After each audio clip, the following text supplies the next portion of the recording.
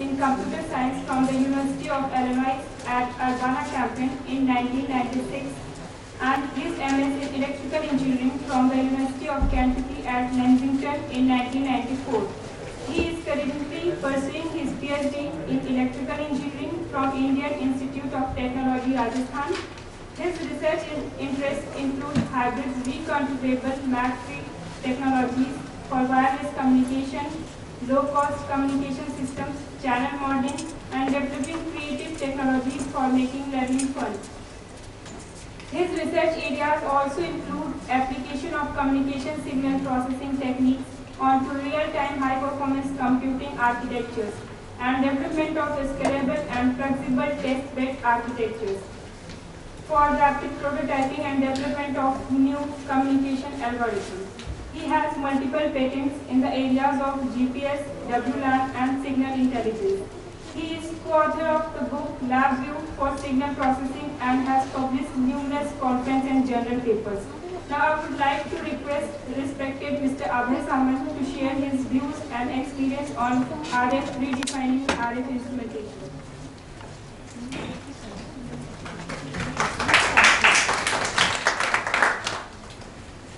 So good afternoon everyone, and thanks for joining in after lunch.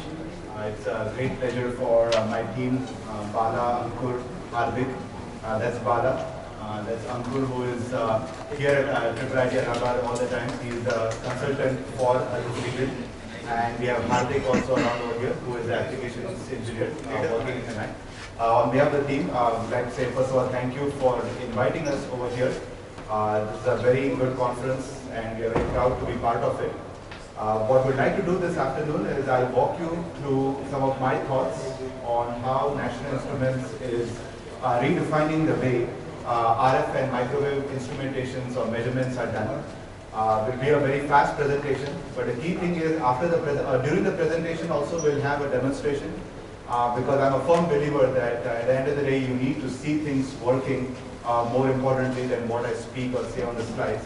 But even more important is after this we have 2 hours of hands-on in CC3 room 5402, is that right? Room 5402, where I would like to invite all of you to come over there. We have multiple setups over there. And you can come and ask me questions on everything that I say over here. You also get to work hands-on with the instruments that we have set up over here. So I would strongly encourage you to do that after my talk is over. Also, let's keep the talk interactive because it's very important that it's not about how many slides I cover. It's about how much you take away from this presentation. Thank you for that wonderful introduction. Excuse me. I've been with NI for about 16 years, as she said, in various R&D roles, and currently I'm heading the Research and Development Center at National Instruments.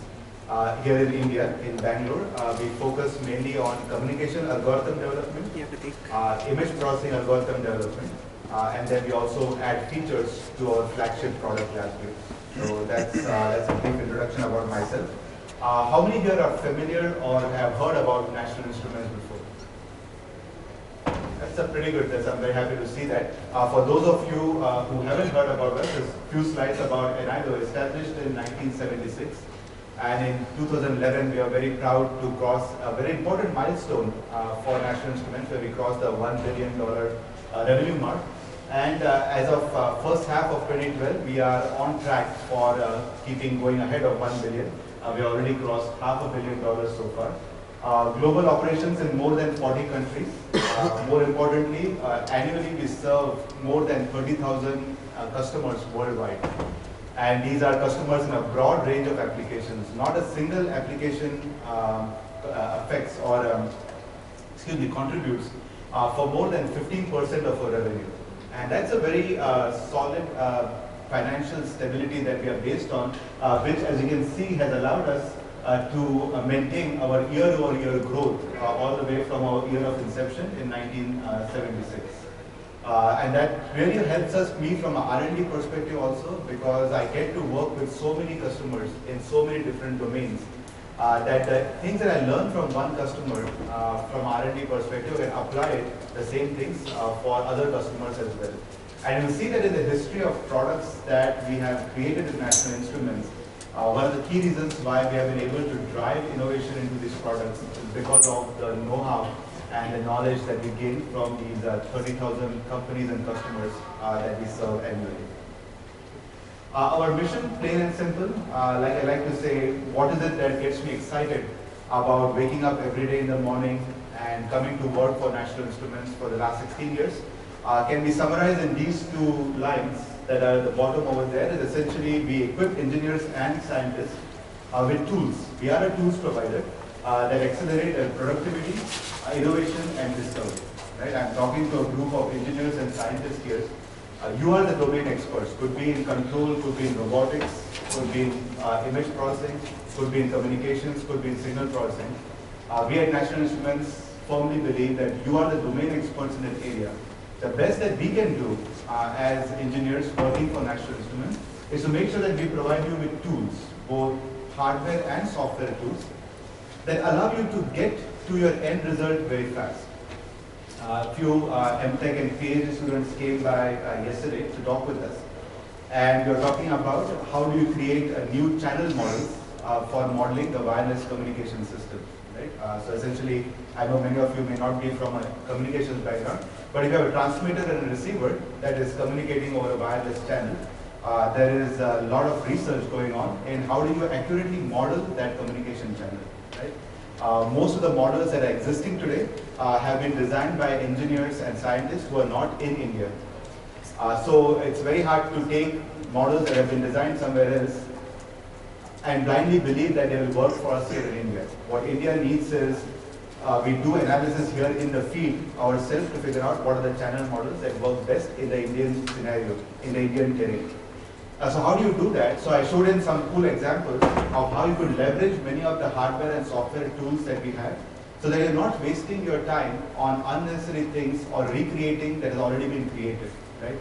But rather your energy and focus on accelerating your research papers or getting your papers to publication faster.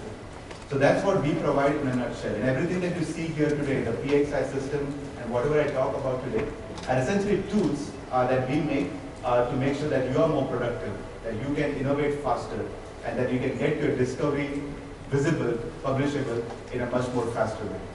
So that in a nutshell is our mission. I said earlier that we talk with a lot of customers, right? And one testament to that is, even though I'm in R&D, I'm here talking to you guys. And one of the main reasons over here to be here is so that I can get an opportunity to speak with you guys, to understand what you care about. So the next 4 slides, I'm going to talk about what are the various expectations that the needs that various stakeholders in this industry have, right? So starting from the consumers, that's a simple example of a cell phone, but it's pretty clear that over the years, our cell phone is no longer just a device that makes phone calls, excuse me, right? It has very fast transition from a simple device that used to make phone calls into a device today that can take pictures, into a device today that can allow you to do online shopping, into a device today that can allow you to listen to songs and watch movies on your TV, on your phone as well. So imagine a device which is fast shrinking in size. By the very business economics of it, has to be very affordable as well, cannot be very expensive, and has to have all of these functionalities into it. So these are one set of expectations from the consumers that are driving the phone companies, the companies that make phones, for example, like Apple and Nokia, to make sure how do you put all of these functionalities into one small device, like a phone. And I use the phone as an example. I know it's an overused example, but the same thing applies for anything and everything that we use today, right? You can take your tablets, take your refrigerators, any device that you use as a consumer. This exemplifies what is our desire from those devices. So now you have the companies who are making these consumer devices, pushing the same expectations on the chip vendors. Right? And this is a snapshot of various chip vendors and a timeline of how they have been putting more and more functionalities on a single chip that they're making. Right? Whether it's TI, whether it's Broadcom, they are constantly pushed to put more and more of these wireless standards, more and more of the analog devices circuitries onto one single chip. So that if they can make a very good system on a chip, then the customers or the vendors who are making the consumer devices can bring that functionality into a small form factor, can lower the cost of those devices as well. Right? So this is the expectation from both the industry side, from the consumers, and also from the chip vendors. Since I'm talking to, and then thirdly is also being from an instrumentation background, what does it mean for me as an instrumentation vendor? What are the expectations that Texas Instruments has from me as National Instruments? Or what are the expectations that Broadcom may have from me as National Instruments? And this summarizes those four things, right? What they want is more user-defined functionality. Time and again, I cannot, if I counted every rupee for every time I was told this, I'd be a much rich man right now. Time and again people tell us about the need for a user-defined functionality, right? The days where a vendor could make a closed box and add a few functionalities and tell you, hey, this is what you should be using, are fast going. Right? And you don't see that just in instrumentation, you see that in various things that we use. Right? We as consumers of anything want to design our own measurements. There's one thing that our customers are telling us, that we need to be an ability to design our own functionalities, our own features that we want to add in our instruments. Of course, they want smaller footprint, and by footprint I mean both in terms of size, also in terms of the power consumption and the carbon footprint that they leave on this world. Reduced cost, that never goes away, is we are pushed for reducing the cost of the instruments on a daily basis. And finally, the time to market. They need tools that can allow them to get their ideas to market much more faster. So these are the expectations that we face as instrument vendors. Since I'm talking to students over here, the other stakeholders that we have are students, right? We have a very strong program in academia. And what students tell me when I go to them, that this is what they're currently learning. They learn a whole bunch of equations, Maxwell's equations. What they're using is this, right? And so what students are telling me is, I need a good way of understanding how can I take this theory to application. And currently it's a very long way for me to take these Maxwell's equations or a Nyquist subsampling theorem or a Fourier transform and understand how it is applicable into a particular area. So these are the expectations from the students, because those are the other major stakeholders that we have.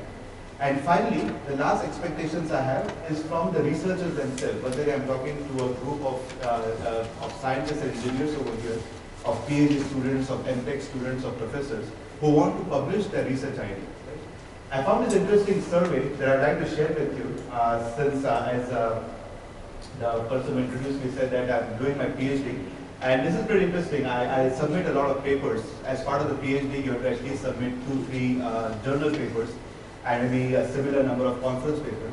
And this slide it shows you the y-axis is the acceptance ratio.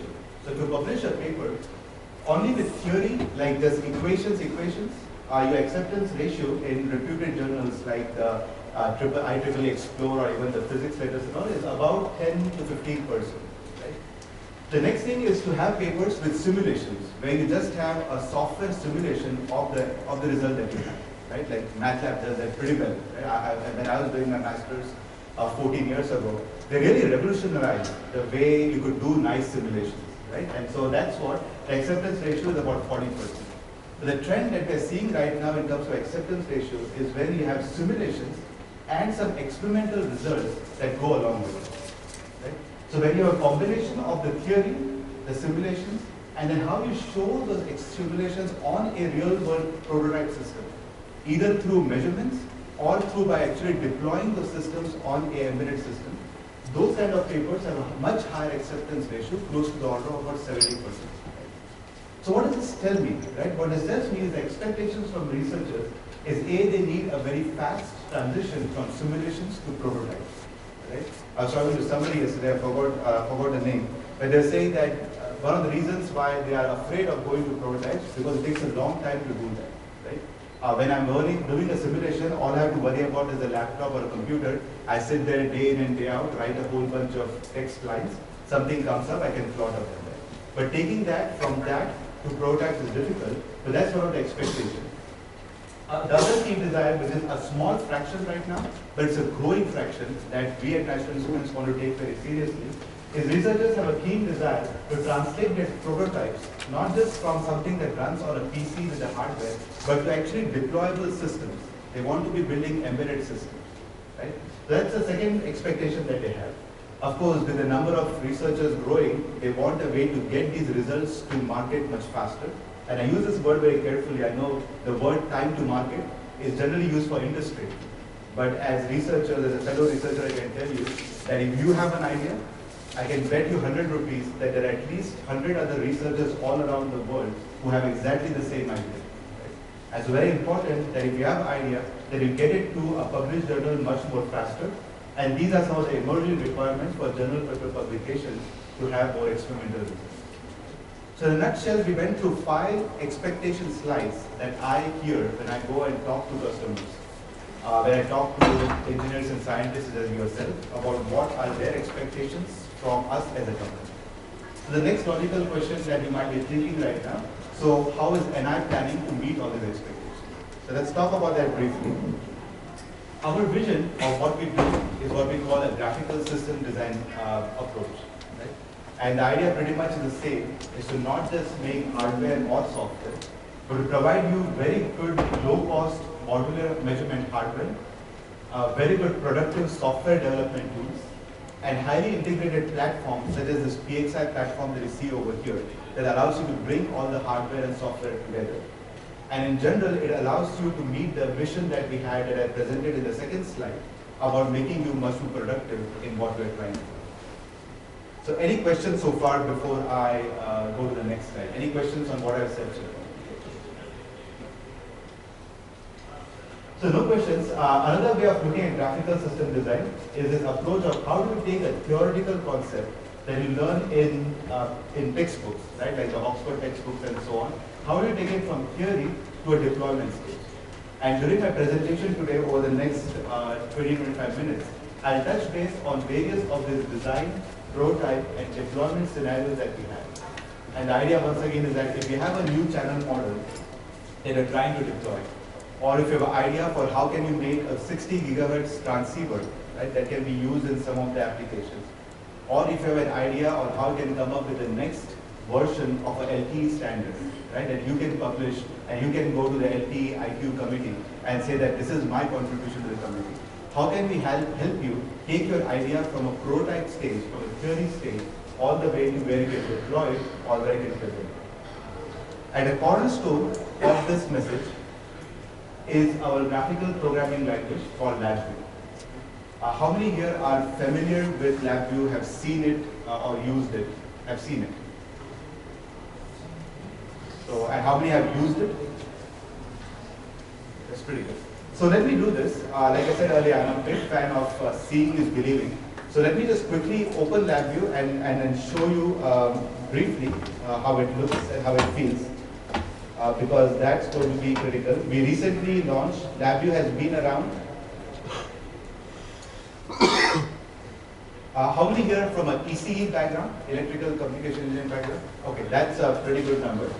We recently launched LabVIEW, the version 2012 of LabVIEW. We have added many new features to it, so we can discuss it. But this is one example. I like this, it's a simple example, but I really like it because it demonstrates a very critical point, right?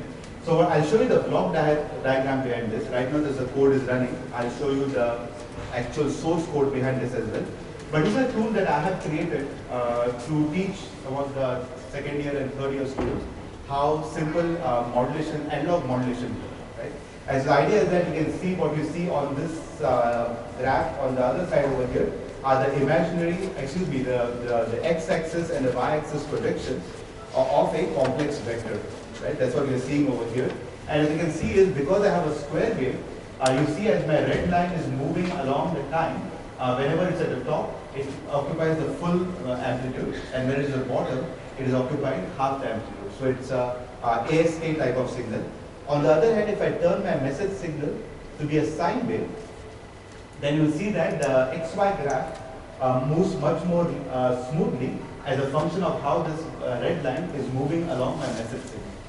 Right? If I keep the sine wave and then I go ahead and change it to a phase modulation, what you'll see now is that again because the amplitude is fixed now, so you saw the amplitude was no longer changing, but essentially as this red line is moving along the message signal, the phase of the resulting baseband signal is changing as a function of time. So that shows that. And then finally, this one really drives home the point very well. If I change it to a frequency modulation, then what you see is that the angular rotation, the rate at which it is rotating depends on the frequency of the sine curve, and the direction in which it is rotating depends on whether it is in the positive half of the message or the negative half of the message. Right? So it's a pretty simple concept, but once again, I'm a firm believer that teaching has to be made interesting. Like the person who introduced me said that I'm a big fan of how can we make teaching more interesting for students. Right? We have been for a long, long time where we essentially give students a notebook or a textbook and say, read these equations. Right? I would like to see a time where courses are taught with simulations like this, with visualization tools like this, and not just by a bunch of equations. Right? So for those of you who are new to LabVIEW, let me show you what we call the code, the source code behind LabVIEW. So this is the source code. And essentially it's a programming language.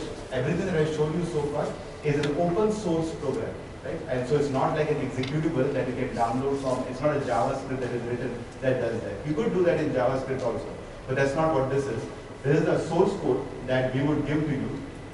The nice thing is it has various elements of any programming language. Like you see, it has a while loop. It has a case structure where you can pick in various types of, whether it's a square, chirp, or a sine wave. It has square. It has many built-in functions to make square waves. If it is sine wave, or if it is a chirp signal, for example, there are many built-in functions, like you see over here, to create the chirp pattern. Right? So it's a programming language. It's a fully compiled programming language with very good connectivity to the hardware. Almost all instrument vendors have LabVIEW VI. So even if we would like you to use NI products, but for some reason you already have a third-party box instrument which is closed that you need to control, then you can control it using the VIs, the instrument drivers that are provided with LabVIEW. More than 5,000 signal processing, image processing, control algorithm functions are built into LabVIEW. Right? But that's not great. Now, so what? We have a big R&D team that is giving 5,000 functions. That's not really of value add to you. The key value add is all the algorithms that we have, like today I'll show you some modulation scheme algorithms we have, are open source. Right? We firmly believe in the notion that all of these VIs, all these functions are open source, with the idea that if you want to come up with the next version of the LTE standard, the last thing I want you to do to stay true to my vision of accelerating your productivity is the last thing you want to do is spend 6 months to 9 months implementing what is already there in the standard. Right? So that's not going to give you a publication. If you just go and implement LTE version 9 or version 8, I don't think anyone is going to get you, forget a publication, your advisors may not even agree to get you a PhD degree. Right? Because that's not a new work that you're doing. The new work comes from how can you make a significant contribution to improve the LTE standard. And for that, what you need to do is take the existing LTE standard from us, see its implementation, and then make the incremental changes, which is going to allow you to get your changes much faster. Even if it's a wrong thing, it allows you to try it out much more faster so that you can fail much faster, which allows you to eventually succeed much faster. So that's the basic idea behind LabVIEW, is all the stuff, all the VIs, all the functions that my engineering team in Bangalore works on, and just globally also works on, are essentially open source VIs like this. So I would strongly encourage you to take a look at that. Again, it's a fully compiled programming language, and over time we'll also talk to you about how the same code that you see over here can also be deployed onto an FPGA target. But just hold on to that thought for a minute, we'll talk about it. I strongly encourage you again, use the next couple of hours to come by. We have 4 or 5 laptops set up over there, and sit down at a laptop and try out LabVIEW. I think that 1 hour will really liberate you from how you have been doing instrumentation in the past. Any questions on LabVIEW before I move to the next slide?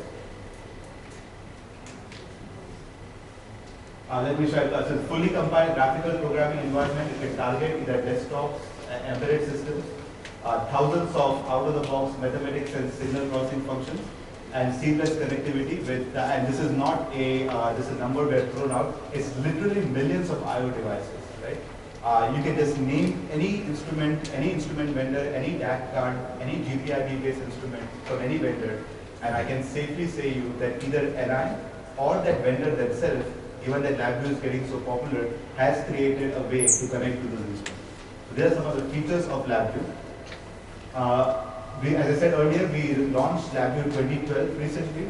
Strongly encourage you to take a look at that. But on that, we added a lot of new hardware products along with it as well.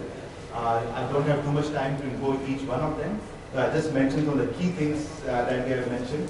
I told you earlier about the requirements that we're hearing from customers is no longer just closed box instruments, but instruments where customers can themselves design their own instruments.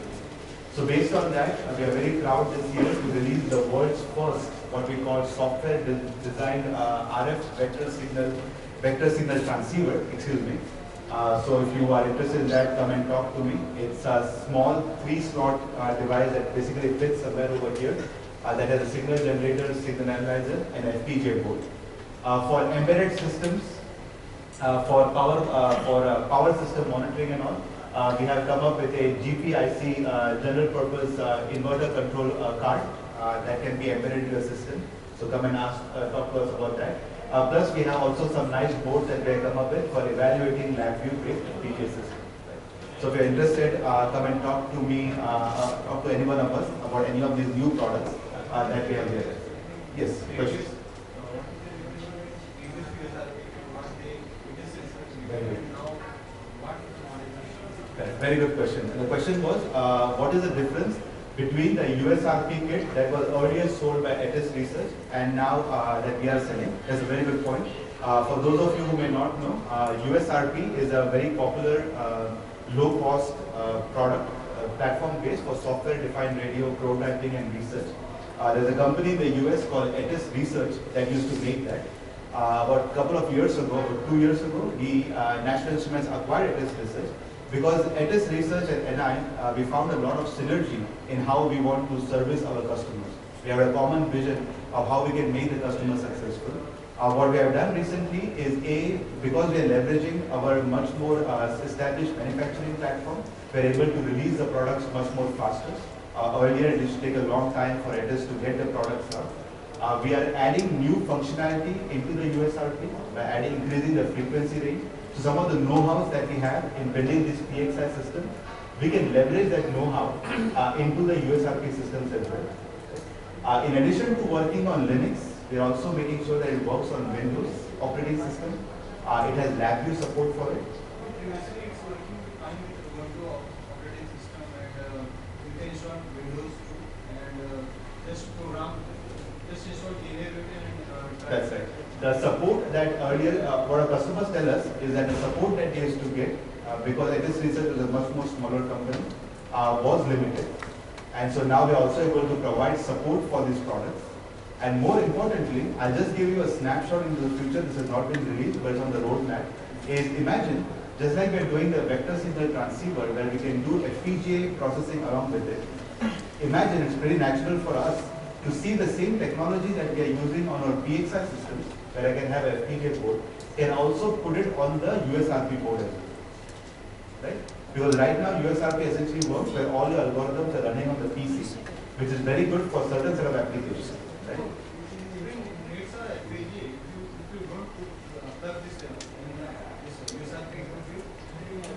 That's correct.